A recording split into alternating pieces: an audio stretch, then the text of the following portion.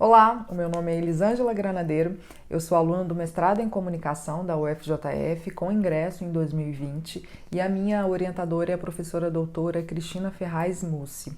O título da minha pesquisa é A Produção de Conhecimento no Jornalismo do Podcast de Cultura, Como Começar. Bom, eu sempre fui leitora de jornalismo e certamente depois que eu fiz a faculdade de comunicação também na UFJF, esse meu interesse aumentou. Eu sempre li sobre política e sobre arte e cultura. E aí, depois que eu comecei a trabalhar com produção cultural, o jornalismo que tratava sobre arte e cultura certamente passou a me interessar ainda mais.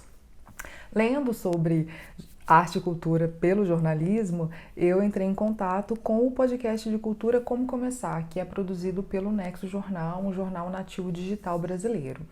E aí, esse podcast começou a me intrigar pela própria produção mesmo que eles fazem, a apresentação dos temas.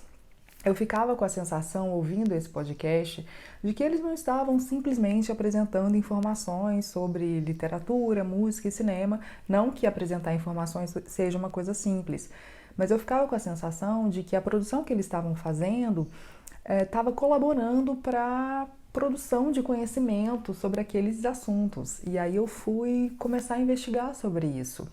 Nessas buscas eu encontrei o ensaio do Robert Park de 1940, que começa a tratar sobre isso, sobre jornalismo como produção de conhecimento.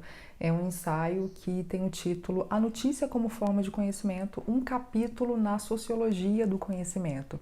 E aí ele vai partir do conceito e da função da notícia para pensar que é através da notícia que o jornalismo vai produzir conhecimento.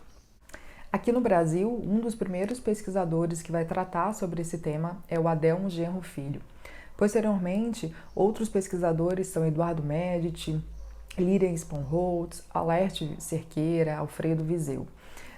Tomando a pesquisa do Eduardo Medici como uma das minhas principais referências, o Eduardo Medici vai falar que o conhecimento produzido pelo jornalismo não é o mesmo conhecimento da ciência, que esse conhecimento do jornalismo vai se aproximar mais do senso comum em um sentido de orientar homens e mulheres diante da realidade. O Eduardo Medici faz uma associação muito interessante entre a teoria, a filosofia do Paulo Freire com o jornalismo, pensando que a comunicação é um diálogo que tem a coparticipação dos sujeitos no ato de pensar. Uma abordagem que o próprio Medici propõe e que eu sigo na minha pesquisa é me apoiar em outras disciplinas para pensar essa produção de conhecimento pelo jornalismo.